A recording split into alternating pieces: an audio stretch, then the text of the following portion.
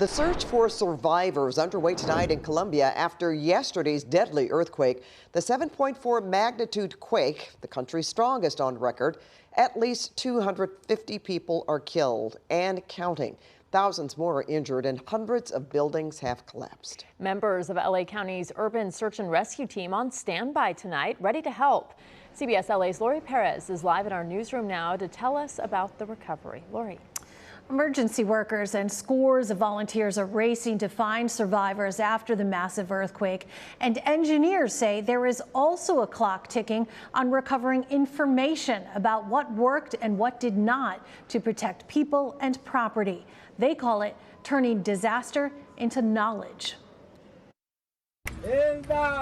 The search for survivors of the worst earthquake on record in Colombia has teams digging through the rubble, many using their bare hands, so frantic is their mission.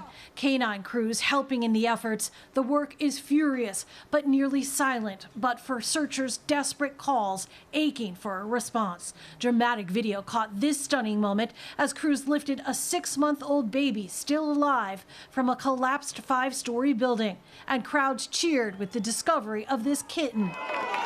One database tracking the missing has more than 2,500 listed so far.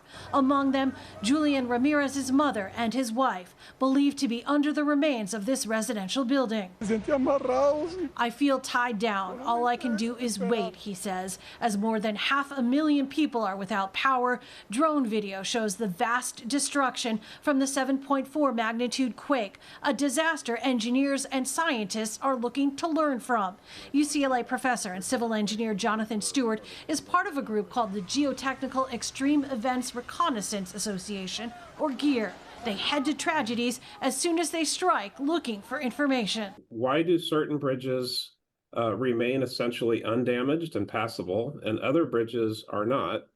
Can we explain the good performance and the poor performance, and therefore identify the conditions that lead to the poor performance? For the moment, he says they're working with engineers already in Colombia, examining destroyed buildings, damaged pipelines, dams, and the ground itself. Their research relies on evidence that will quickly disappear or be compromised during rescue, recovery, and cleanup operations. What they find will help build better, more durable structures here in California and around the world. Ultimately, earthquake engineering is about forecasting where that damage is and is not going to happen. But these foreign earthquakes are really important too, because these California earthquakes we've had, as important as they are modest in magnitude compared to, say, this one in Colombia or the one in Turkey in 2023.